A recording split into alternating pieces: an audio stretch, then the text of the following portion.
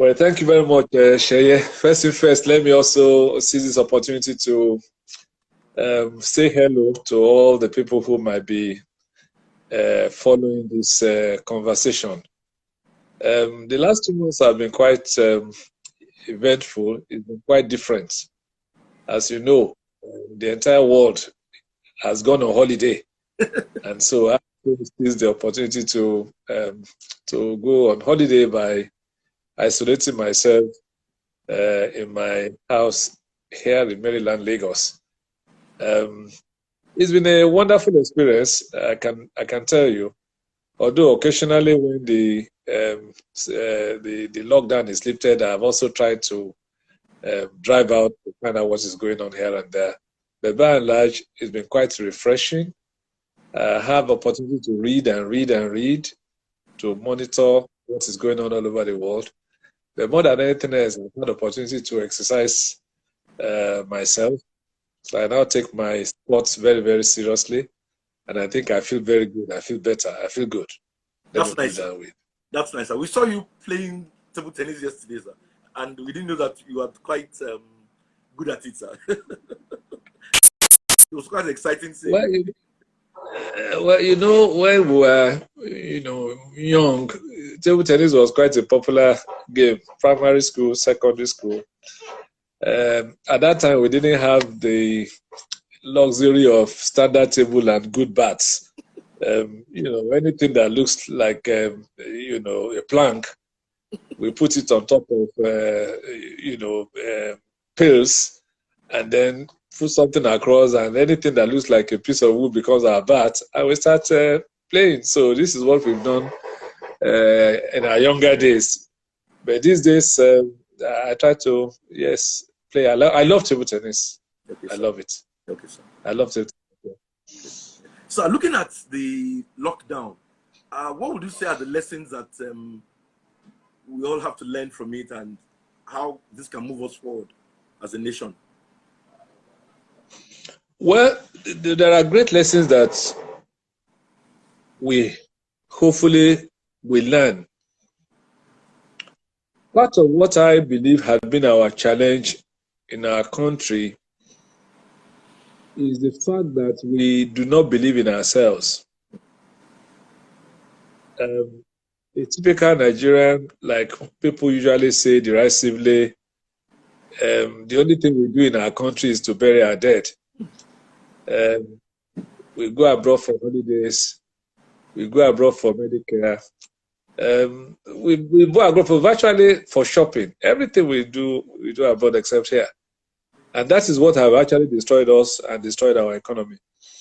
What this lockdown has done, even though clearly quite a number of businesses will go down and reduce the scope, but what it has done is to prove to all of us that we actually can survive. And I'm very, very excited about the lessons that automatically we've learned. I was speaking to, in another meeting last night, a Zoom meeting, I was speaking to some of my colleagues who have been very, very successful. I'm making jest of them. Some of them said they have not stepped out even of their own house for 6 weeks, and they have survived. Some said that they can't even travel because if you travel abroad, first thing first, you are locked down for 2 weeks. And when you are coming back, you're also locked down for 2 weeks. So 4 weeks is quite gone if you try to travel up. So for the first time,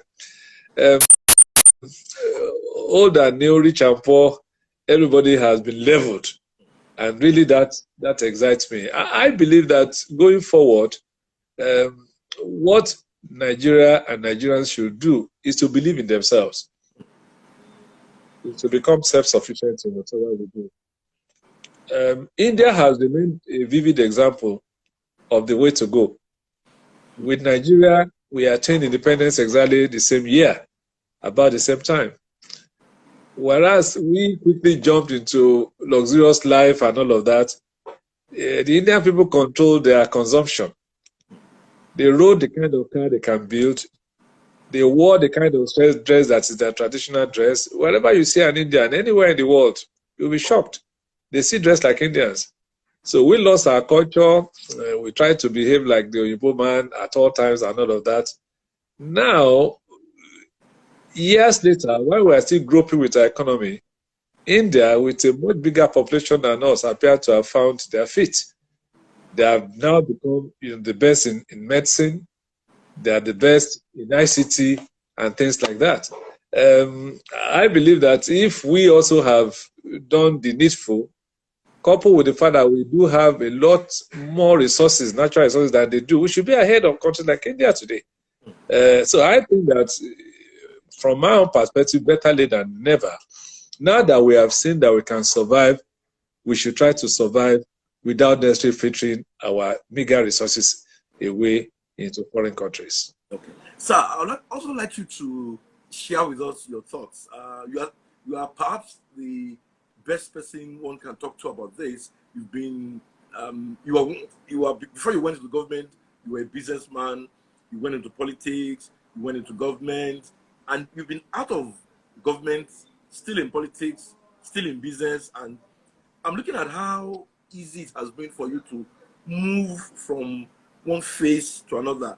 And what shocked me the most was when I saw you supervise your hotel business, and you are hands-on, and I was like, how I was wondering how you do it, how you move from one phase of your life to another, and you do it with a lot of ease, and I'm wondering what motivates you, what keeps you going.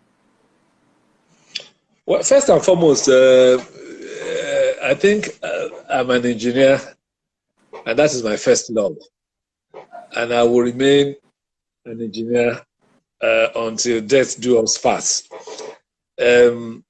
Politics for me was an intervention, and it has a tenure. In Ogun State, the tenure was 8 years, and it was like volunteering 8 years of your life to go and see whether you can improve your society. And I'm happy that to a very large extent, most people believe that we changed the Ogun State environment for the better, and we're able to give a good account of ourselves. So I'm very excited. Having done that, the next thing is to go back to my first love, which is what I have done. I'm an engineer. I'm proud to be one. And part of what has destroyed our country is the inability, like I said earlier on, for us to believe in ourselves. If you travel abroad, you will find that quite a number of Nigerians are operating in some of those hospitals where we go to find treatment. The only difference is that they have opportunity to have better training, better equipment, better exposure, and better discipline. In the same way, I have a friend of mine who will not come to Nigeria again. We called him Brain Box when I was at the Polytechnic in Ibadan. His name is Akinwande. He attended the University of Ife. He studied electrical and electronics. And of course, he came first class. And thereafter, he went to the United States. Now he's virtually part and parcel of the American defense. They will not, you can't even get Brain Box to come to Nigeria.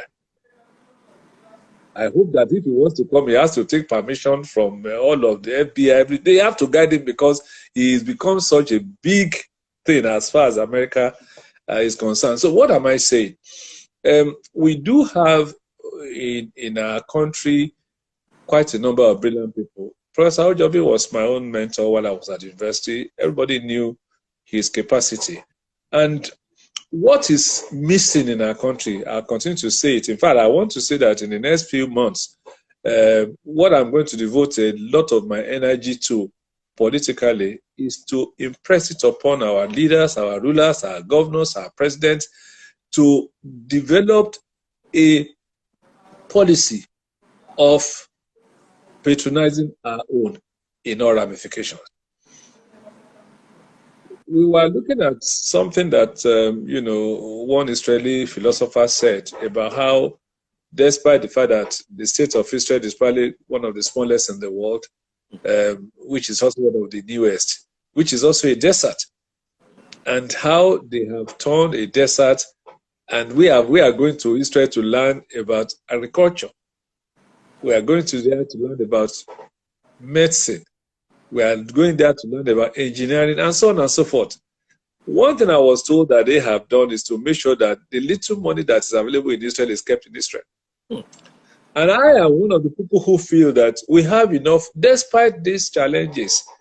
Now the price of oil has come to about 35 or thereabout, and we are gnashing our teeth, forgetting that once upon a time the price of oil was no more than about $10 to $15.